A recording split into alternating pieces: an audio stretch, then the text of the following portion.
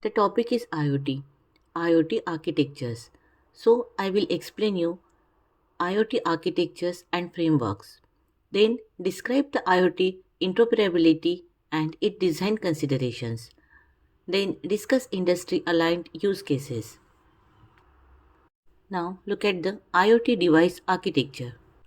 The architecture, there are four layers in the device architecture. The base layer consists of IoT devices. This includes all the components like sensor with the ability to sense, compute and connect the devices. Let's move on the second layer, which is the IoT gateway or aggregations layer. This layer significantly aggregates data from valid sensors. These two layers from the definitions engine and to set the rules for data aggregations. Next layer is based on cloud. It's called the processing engine, event processing layer. It has numerous algorithm and data processing elements that are ultimately displayed on a dashboard. This layer basically processes the data obtained from the sensor layer. The last layer is called the application layer or API management layer. It acts as an interface between third party applications and infrastructure. The entire landscape supported by device managers, and identify and access managers, which are useful for security of the architecture's IoT reference. Now, IoT reference architecture. Let's learn about the various layers in IoT reference architecture's device.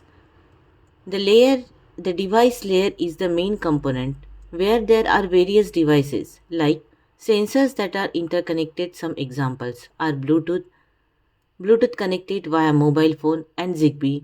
Via Zigbee gateway, the other devices include the Raspberry Pi that's connected to the Ethernet via Wi-Fi. This is the directly connected to the communications layer, which are part of the second layer communications layer. The communications layer or gateway layer has reset protocol and other applications level protocol. Both layers are tightly coupled and generate enormous amount of data. Now, the bus layer or aggregations layer act as a message broker. It forms a bridge between the data and the communications layer. For the sensor, this is an important layer for three reasons. It supports an HTTP server hand or MQTT broker. It aggregates and combines communications via gateway and bridge and transforms data between different protocols. The next layer is the event processing and analytic layer, which drives data and provides transformations. The data generated it provides the ability to do await processing. The data is stored in the database. The client layer has used to create web-based engine to interact with external APIs. This can be fed into the API management system. This layer helps create a dashboard and provide a view of the analytic event processing. This layer helps communicate the system outside the network using machine communication. So we have seen the comprehensive IoT of reference architecture with various components, rules, engines, interfaces and security system. Embedded cross-functional architecture is possible using device manager and provide a single platform for remote management. The device manager communicates with device through set protocol. Device management uses device management agents and is responsible for the remote management of software. The identity layers has the capabilities of cybersecurity including policy control and OAuth2 token and shoots others capabilities included any services XACML or PDP, identity services XACML or PDP, and directory services like LDAP. IoT reference frameworks, a lot of frameworks for IoT setup, but the most common is ISO 30141 and it's provide commonly used vocabulary, reusable design and best practice for any developer to design an application in. and also many secure application standards that derive the maximum benefit for the organizations and reduce the risk. IoT standardizations and design considerations. Now, IoT standardizations. Number of IoT standards, and these are evolving over time. Some of the key ones are machine to machine, means M2M, that is machine to machine service layer, that can be embedded in hardware and software to connect devices. Contiki.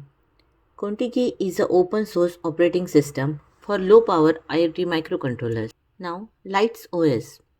Unix likes operating systems for wireless sensor networks. RPMA, proprietary standard for connecting IoT objects. Sigfox, low power technology for IoT and M2M communications. IoT, interoperability challenges. IoT maturity comes with several challenges, specifically pertaining to interoperability and interfacing the reasons. The response, our coexistence of multifarious systems devices, sensor equipments etc. that interchange locations, time dependent informations in varied data. Data format languages, data models constructs data quality and complex interrelationships. Multivision systems designer manufacturers over time for varied applications domains making formulations of global agreements and commonly accepted specifications. New things that get new introductions and that support our new anticipated structures and protocols existence of low power devices which need to exchange data over lossy networks and may have minimal likelihood or accessibility for a power recharge in month or year IoT's design considerations. When you choose an IoT solutions, you need to consider several factors like its wireless capability, functionality, interoperability, secure storage, immediate boot capacity, device categorizations, bandwidth, cryptographic controls, power management. The design considerations should be mix of the estimated average for all these components and index to balance the user requirements. You also need to set up a dispute resolutions mechanisms in case of failure. IoT device architectures, network and clouds. There are the four stages of integrating the different IoT processes. Stage 1, network things, wireless sensors and actuator. Stage 2, sensor data aggregation systems and analog to digital data convergence or ADC. Stage 3, appearance of edge IT systems, means in the analytic pro processing. Stage 4, analysis management and storage of data. As these stages are involving the devices, the network, and the cloud applications, equally in ecosystems for better stability and security. The IoT architectures is a combination of things, devices, platform, and sensors with data. Now, stage 1 of an IoT architectures consists of network things, typically wireless sensors and actuators. Stage 2 Stage 2 has internet gateways and data acquisitions that includes sensors data aggregations, systems and analog to digital conversions. In stage 3, edge IT systems perform pre-processing at the data before it moves to the data center or cloud. Finally, in stage 4, data center and cloud is where the data is analyzed, managed and stored on the traditional backend data center systems. Fundamentally, we need to have a function scalable, available, and maintainable architectures.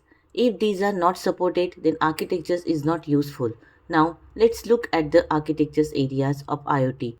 1. The client-side IoT device. Layer 2. Operators on the server side. IoT gateways layer. And 3. A pathway for connecting client and operators. IoT platform layers. These three layers interface with each others on a data synchronizations front and path would generate more data from various applications. The feasibility of the layers depends on their applications. Let us down different between centralizations and decentralized IoT architectures. The centralized architectures is a hub and is managed from one point, whereas the decentralized one is based on the use case. They do not help in industrial IoT solution. The centralized architectures is associated with cloud architectures, in which a central hub provides a series of backend services to smart devices. In decentralized architectures, there are many scenarios that required Thomas communications between smart devices in an IoT topology without the need of essential hub. The centralized systems help an event processing, and whereas decentralized systems operate more of peer-to-peer messaging. The decentralized auditing is one of the essential features at decentralized architectures. Now use case IoT in smart farming. Look at the videos. This is a smart farming. Use case smart farming, IoT design. This use case addresses the design formalities using IoT. IoT design is an essential part of the navigational ecosystem. Smart farming requires precise architectures and components that helps bring benefits to the farmers. The various factors that determine the how to design our data, cost, efficiency, and product quality. The efficiency and durability of the ecosystems help the farmers their harvest and so based on the climatic conditions using the sensors and geospatial locations data to be precise, and any farmer needs to understand the fundamental design that can help run the ecosystem. Smart farming is useful as it helps the farmer to predict conditions and sow crops with less cost and utilize automation's capabilities. To have such system, you need to purchase the right hardware which can monitor the accuracy of data and quality of the sensors. Once you have this system, you can benefit more from farming. There are four things you need to integrate for smart farming. First is a data engine. Smart farming should have robust data processing engine that can act as the brain and handle data processing storage and lead to efficient output. Second is hardware. You need to ensure that the hardware is durable and easy to maintain. Hardware are self-flexing algorithms is even better. Third respect is mobile access. This is possible using a smartphone along with offline or online mobile applications. Mobile applications to enable all three processes you need cloud infrastructures with the edge layer. This IoT system can enable smart farming for any crops in any geographical locations. Let us look at another use case on using SIM cards to monitor sugar level and a diabetic patients. Diabetes management is recurring concept where the patient has to check the blood sugar at regular intervals in the traditional way. He has to go to the physician lab or he has to have his home blood glucose monitoring system. IoT can help create a system with the blood glucose data will be transmitted and remotely via smartphones and a SIM embedded in it. Identifying necessary and right hardware, it's one of the critical steps of creating such a system. You need to choose the sensors for your device or create a custom one which fits the glucometer. This can be a SIM card. The next step is to ensure that the quality of your sensors is good and has seamless integrations with the systems. Finally, make sure that the data monitoring happens in real time with high accuracy. Now, when the hardware landscape of this ecosystem is ready, you need to set the software. Then first it is critical that you have the software with software pair algorithm. For service management to enable this process, you need cloud infrastructure with edge and finally a smartphone to work with the devices. Now that you have completed this lesson, you should be able to explain the IoT reference architectures and frameworks, describe the IoT interoperability and considerations, and finally discuss industry line to use cases.